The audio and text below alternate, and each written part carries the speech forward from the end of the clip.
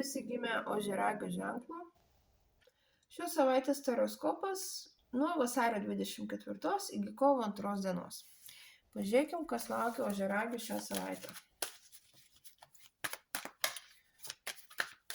Šios savaitės perspektyvos, ko vengti ir patarimas.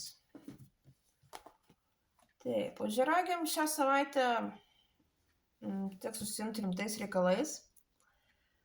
Ką suplanavot, suplanuokit laiptelis po laiptelio labai atidžiai, labai tvarkingai.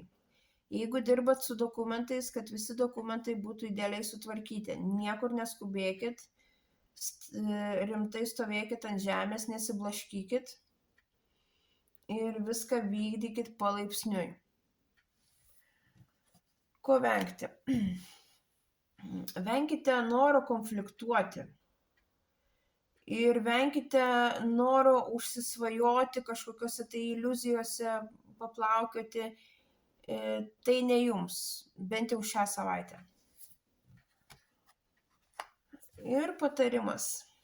Patarimas labai susijęs su perspektyvom, nes vėlgi yra sąsajos su teisėsauga. Vėlgi darykite visus reikalus pagal savo sąžinės reikalą, nes bet kokiu atveju gausit atpildą. Tiek šiame realiame gyvenime nuo teisėsaugos, tiek suveiks ir karmos